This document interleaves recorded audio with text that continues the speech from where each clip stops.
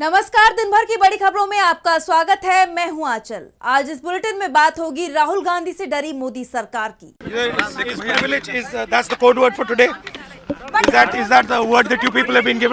संसद में छिड़े संग्राम की किया जा रहा है। हम पूछ रहे हैं क्या मजबूरी थी कि आपने ये ट्रेड डील साइन की। देखेंगे पूर्व आर्मी चीफ नरवणे की किताब को लेकर हुआ क्या खुलासा। भारत बंद ने मोदी सरकार की कैसे बढ़ाई टेंशन। जानेंगे अजीत पवार के विमान हादसे पर उठे क्या सवाल। सीबीआई, आईबी ये भारतीय जनता पार्टी के मुट्ठी में है, तो क्या निष्पक्ष जांच हो पाएगी। और बुलेटिन के आखिर में देखेंगे जाने माने कार्टूनिस्ट इरफान की किस खबर पर पड़ी तिरछी नजर। लेकिन दिन भर की तमाम बड़ी खबरों से पहले एक नजर आज की सुर्खियों पर। 114 नए रफाल खरीदने के प्रस्ताव को मंजूरी। फ्रेंच प्रेसिडेंट मैक्रो के 17 फरवरी से 3 दिवसीय भारत दौरे पर हो सकता है सौदा। 3,25,000 करोड़ की defence deal. India US trade deal पर केंद्रीय मंत्री पीयूष गोयल का बड़ा बयान। कहा टेक्सटाइल पर 0 टैरिफ लगा सकता है अमेरिका। भारत को और भी रियायतें मिलने की जताई उम्मीद। यूपी पंचायत चुनाव पर बड़ा फैसला। अब समर्पित आयोग करेगा पिछड़ों का रैपिड सर्वे। रिपोर्ट के बाद ही तय होगा आरक्षण। योगी सरकार ने हाईकोर्ट में दाखिल किया हलफनामा। समय पर दवाई खाइए नीतीश जी। बिहार विधानसभा में सीएम से आरजेडी विधायक भाई वीरेंद्र की नोकझोंक। आर्सेनिक वाले पानी के मुद्दे पर बहस के दौरान ली चुटकी। और लाल निशान पर बंद हुआ शेयर बाजार। 558 अंकों की गिरावट के साथ 83,674 पर बंद हुआ सेंसेक्स, जबकि 146 अंकों की गिरावट के साथ 25,807 पर बंद हुआ निफ्टी। ये तो थी सुर्खियां। अब बात आज की सबसे बड़ी खबर की। राहुल गांधी को घेरने की कोशिश में जुटी बीजेपी बार बार मात खा रही है और अब तो बीजेपी की तरफ से राहुल गांधी के पूरे सियासी करियर को ही खत्म करने की कोशिश की जा रही है। एक दिन पहले खबर आई थी कि राहुल गांधी के खिलाफ विशेषाधिकार हनन का प्रस्ताव लाया जा रहा है। केंद्रीय मंत्रियों की तरफ से ये दावे हो रहे थे, लेकिन 24 घंटे में सरकार ने पलटी मार ली। अब नया पैंतरा चला जा रहा है। तो क्या है पूरा मामला, जानेंगे इस रिपोर्ट में। राहुल गांधी के खिलाफ बीजेपी की नई साजिश सामने आई है। एक दिन पहले राहुल गांधी के खिलाफ विशेषाधिकार हनन की तैयारी करने वाली मोदी सरकार ने अपने इस फैसले से यू टर्न ले लिया है, लेकिन अब राहुल की सदस्यता खत्म करने के लिए बीजेपी विशेष प्रस्ताव ले आई है। बीजेपी सांसद निशिकांत दुबे ने लोकसभा अध्यक्ष को नोटिस दिया है, जिसके जरिए नेता प्रतिपक्ष राहुल गांधी की सदन की सदस्यता रद्द करने और उन्हें आजीवन चुनाव लड़ने से प्रतिबंधित करने की मांग की गई है। दरअसल राहुल गांधी ने लोकसभा में बजट पर चर्चा के दौरान एप्स्टीन फाइल्स का जिक्र किया था और केंद्रीय मंत्री हरदीप सिंह पुरी का नाम लेकर उन पर आरोप लगाए थे, जिसके बाद केंद्रीय संसदीय मंत्री किरेन रिजिजू ने कहा था कि सरकार राहुल के खिलाफ विशेषाधिकार का प्रस्ताव लाएगी। और सबसे बड़ी बात तो यह है कि हरदीप सिंह पुरी ने खुद प्रेस के सामने ये बात कबूल की कि वो एप्स्टीन से 3-4 बार मिले थे। इसके बाद सरकार ने यू टर्न ले लिया और साफ कर दिया कि अब विशेषाधिकार हनन का प्रस्ताव नहीं लाया जाएगा। लेकिन बीजेपी सांसद निशिकांत दुबे दूसरा प्रस्ताव ले आए हैं। इसे लेकर उन्होंने कहा कि कोई प्रिविलेज मोशन नोटिस नहीं है, मैंने एक सब्सटैंटिव मोशन नोटिस दिया है जिसमें मैंने बताया है कि कैसे वो सोरोस फाउंडेशन, फोर्ड फाउंडेशन और यूएस एड के साथ थाईलैंड, वियतनाम, कंबोडिया जाते हैं और भारत विरोधी ताकतों के साथ मिलीभगत करते हैं। वैसे निशिकांत दुबे ने जो दावा किया है वो कोई छुपी हुई बात नहीं है। राहुल गांधी की जो भी यात्रा होती है वो सियासी यात्रा होती है। उनके कार्यक्रम की पूरी जानकारी सरकार के पास रहती है। सोरोस फाउंडेशन हो या फोर्ड फाउंडेशन, किसी पर भी भारत सरकार ने रोक नहीं लगाई है। ये संस्थान भारत में काम कर रहे हैं। वैसे राहुल गांधी से जब मीडिया ने इस पर सवाल किया तो जवाब में उन्होंने मीडिया पर ही तंज कस दिया और कहा कि क्या मीडिया को आज के लिए यही कोड वर्ड दिया गया है? कल ये ऑथेंटिकेट था और आज ये प्रिविलेज मोशन है। वैसे राहुल के जवाब के कुछ ही देर बाद प्रिविलेज मोशन भी वापस हो गया और अब नया प्रस्ताव आया है, लेकिन ये नया प्रस्ताव भी टिक नहीं पाएगा। कांग्रेस का दावा है कि ये प्रस्ताव लोकसभा अध्यक्ष के खिलाफ लाए गए अविश्वास प्रस्ताव के नोटिस से ध्यान हटाने की कोशिश मात्र है। राहुल के खिलाफ बीजेपी की एक और साजिश सामने आई है, लेकिन इससे खुद बीजेपी ही घिरती दिखाई दे रही है। कांग्रेस के तेवर और भी ज्यादा तीखे हो गए हैं। राज्यसभा में नेता विपक्ष मल्लिकार्जुन खड़गे ने सरकार पर तीखे हमले किए। उन्होंने सरकार के सामाजिक विकास और सामाजिक रिफॉर्म के दावे पर सवाल उठाए हैं।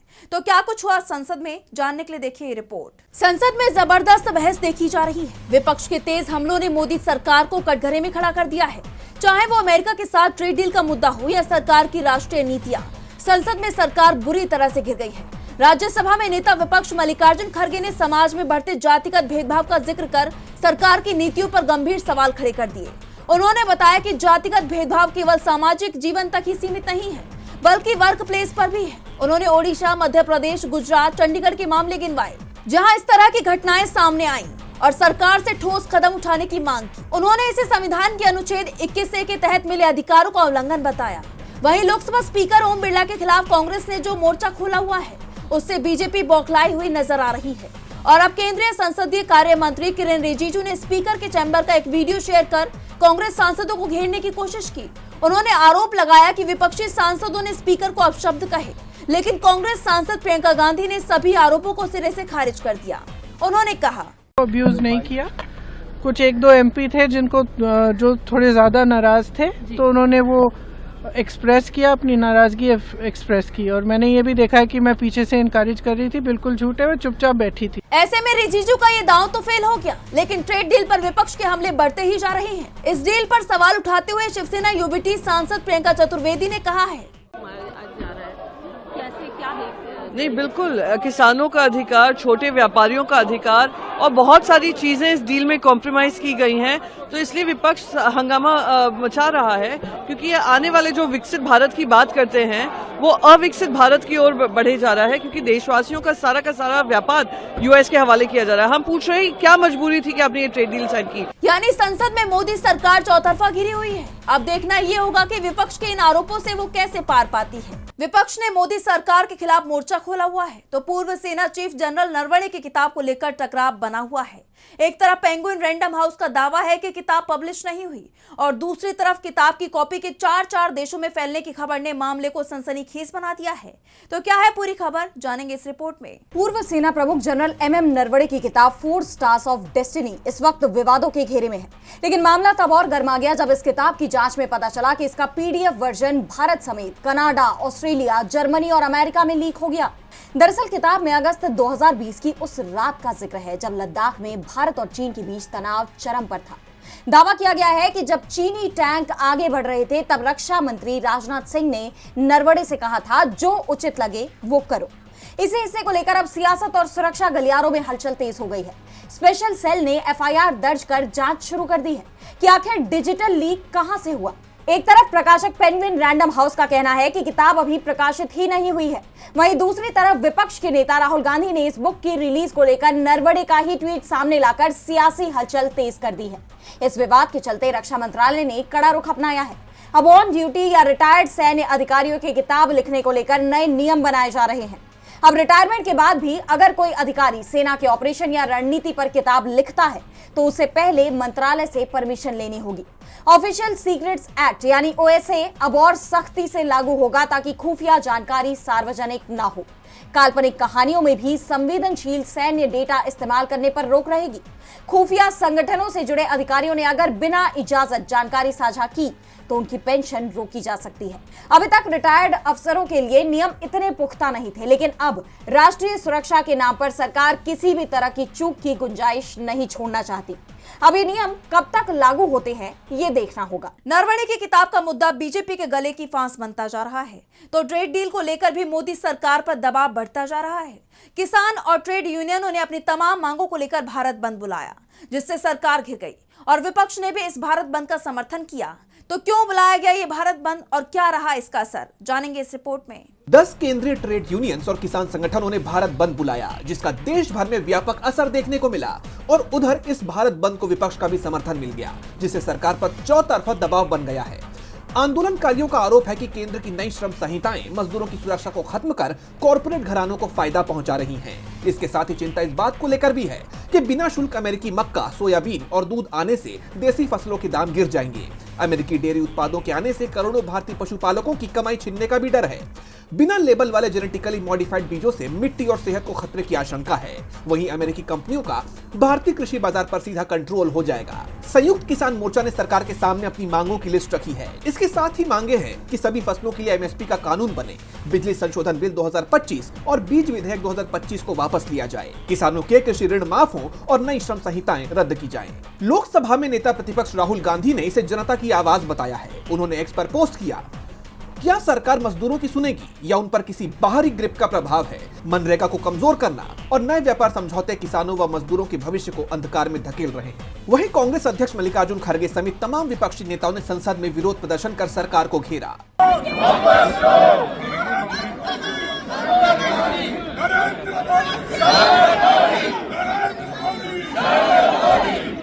मजदूर और किसान संगठनों ने चेतावनी दी है कि अगर उनकी मांगे नहीं मानी गई तो फिर यह आंदोलन और उग्र हो जाएगा। अब इस भारत बंद का क्या असर होता है, ये तो देखना होगा। ट्रेड डील को लेकर मोदी सरकार सवालों से घिरी हुई है, तो सवाल अजीत पवार के विमान हादसे पर भी उठ रहे हैं। अजीत पवार के प्लेन क्रैश को लेकर सवाल उठ रहे हैं कि ये एक हादसा था या फिर सोची समझी साजिश। इसी सवाल को लेकर अब एक बार फिर से सियासत गर्मा गई है। तो वहीं इस प्लेन क्रैश में जान गंवाने वाली फ्लाइट अटेंडेंट के पिता ने भी बड़ी मांग कर दी है। देखिए रिपोर्ट। बारामती में 28 जनवरी को प्लेन क्रैश में 5 लोगों की जान चली गई थी, जिसमें महाराष्ट्र के deputy CM Ajit Pawar, flight attendant Pinky Mali, captain Sumit Kapoor, captain Shambhavi Pathak और अजित पवार के व्यक्तिगत सुरक्षा अधिकारी विदीप जाधव मौजूद थे। इस घटना की जांच की मांग तभी से तेज हो गई थी क्योंकि हर तरफ सवाल उठ रहे थे कि क्या सच में ये एक हादसा था या साजिश। इन सवालों का सिलसिला अभी भी नहीं थमा। इसी कड़ी में शिवसेना यूबीटी सांसद संजय राउत ने घटना की जांच को लेकर सवाल उठाते हुए कहा, इन्वेस्टिगेशन एजेंसी इस एक्सीडेंट या षड्यंत्र का जांच कर रही है, लेकिन जिस प्रकार से सभी पूरे देश की और राज्य की पुलिस यंत्रणा, सीबीआई, आईबी, ये भारतीय जनता पार्टी के मुट्ठी में है, तो क्या निष्पक्ष जांच हो पाएगी? आज लोगों के मन में इतना संशय है ये एक्सीडेंट के बारे में, क्या ये एक्सीडेंट है या और कुछ हो गया है यहाँ? संजय राउत ने घटना की जांच को लेकर बीजेपी पर सवाल उठाए हैं, तो वहीं फ्लाइट अटेंडेंट पिंकी माली के पिता शिव कुमार माली ने भी पूरी जांच की मांग की है। शिव कुमार माली ने एक समाचार एजेंसी से कहा कि रोहित पवार के सवालों और प्रस्तुतियों के बाद उन्हें शक हुआ है कि ये हादसा केवल दुर्घटना नहीं बल्कि साजिश भी हो सकती है। चाहे ये दुर्घटना हो या साजिश, दोनों पहलुओं की जांच होनी चाहिए, सच सामने आए और उनकी बेटी को न्याय मिले। जैसे आप जानते हैं कि हाल ही में एनसीपी एसपी नेता रोहित पवार ने प्रेस कॉन्फ्रेंस कर अजित दादा के विमान दुर्घटना के बारे में जरूरी जानकारी दी है। रोहित पवार ने कहा था कि क्या अजित पवार की दुर्घटना एक हादसा थी? यही सबसे बड़ा सवाल है। मुझे भी इस पर संदेह है क्योंकि हो सकता है कि ये घटना हो या एक हादसा हो। हमने अजित पवार की दुर्घटना के बारे में कुछ पड़ताल की। एक किताब में लिखा कि अगर आप किसी व्यक्ति को मारना चाहते हैं तो सबसे आसान तरीका है उसके ड्राइवर को मार देना। इसलिए हमें ये जानना जरूरी है कि क्या अजित पवार के साथ कोई हादसा हुआ था। हमें गहराई से जांच करनी होगी। रोहित पवार के इन सवालों के बाद अजित पवार प्लेन क्रैश मामले की जांच तेज हो गई है। अजीत पवार का विमान हादसा लगातार चर्चा का विषय बना हुआ है, तो सुर्खियों में सुप्रीम कोर्ट की टिप्पणी भी है। एक मामले की सुनवाई के दौरान सुप्रीम कोर्ट ने रियल एस्टेट रेगुलेटरी अथॉरिटी की कार्यप्रणाली पर बेहद तल्ख टिप्पणी की है।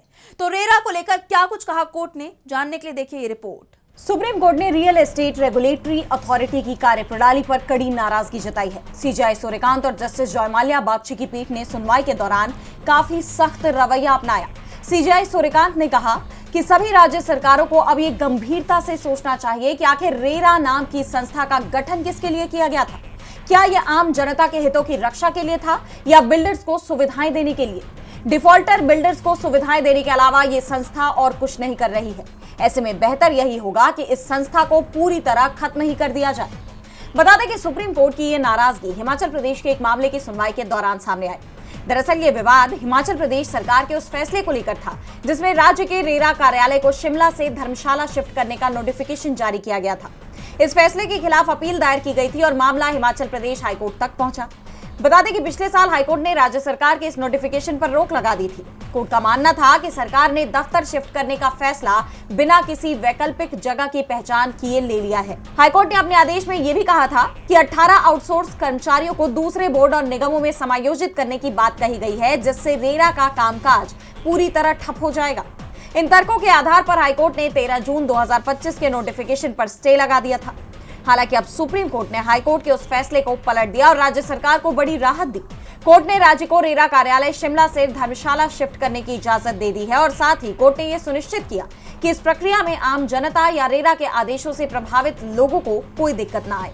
रेरा को लेकर सुप्रीम कोर्ट सख्त नजर आया तो बांग्लादेश में भी चुनाव के मद्देनजर सुरक्षा के कड़े इंतजाम किए गए। बांग्लादेश में शेख हसीना सरकार के तख्तापलट के बाद आम चुनाव कराए गए। हालांकि इस दौरान कई जगह हिंसा की खबरें भी आई। चुनाव में बीएनपी और जमाते इस्लामी के बीच मुकाबला है। अब सबकी नजरें इस बात पर टिकी हुई है कि बांग्लादेश में नई सरकार कौन बनाएगा। आइए देखते हैं इस रिपोर्ट में। बांग्लादेश में नई सरकार का गठन होने जा रहा है। संसद की 300 सीटों में से 299 सीटों के लिए वोटिंग हो चुकी है। शेरपुर 3 सीट पर एक उम्मीदवार की जान चली जाने के बाद वहां वोटिंग रद्द कर दी गई।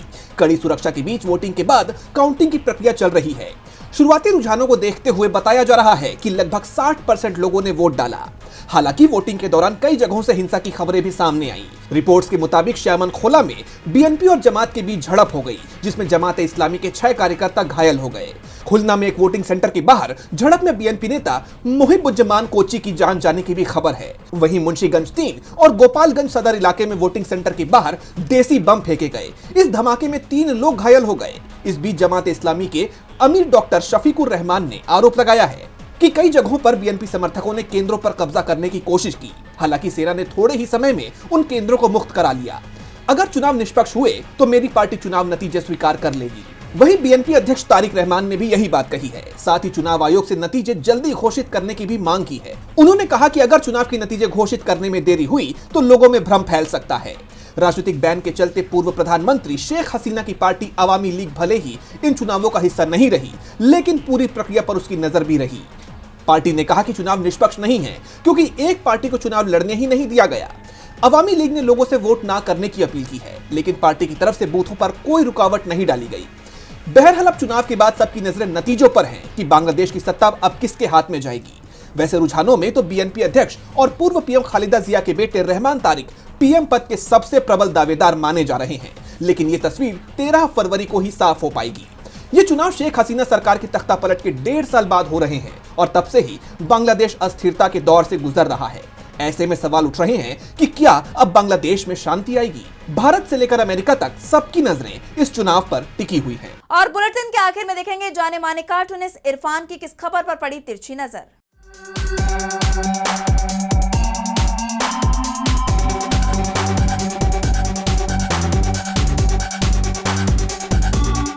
बीजेपी राहुल गांधी से बेहद दहशत में है। वो उनके सवालों के जवाब अपनी भारी संख्या के बावजूद, संसद में भारी शोरगुल के बावजूद भी नहीं दे पा रही है। और तो और जब वो बीजेपी के सांसदों के बीच में संसद के प्रांगण में भी जाते हैं, एक वीडियो के मुताबिक, तो सांसद वहाँ से उनको देखकर भाग खड़े होते हैं। शायद इसी पर बीजेपी के बहुत लाउड स्पीकर हैं निशिकांत दुबे, उन्होंने कहा कि राहुल गांधी को संसद से निकाल देना चाहिए, उनको कभी भी चुनाव नहीं लड़ने की परमिशन देनी चाहिए कि वो कभी चुनाव लड़े ही नहीं। सही बात है, अगर वो चुनाव लड़ेंगे तो क्या होगा, शायद उनको नतीजे पता होंगे, और अगर संसद में रहेंगे तो राहुल गांधी सवाल करते रहेंगे, और सवाल करना मना है भाई।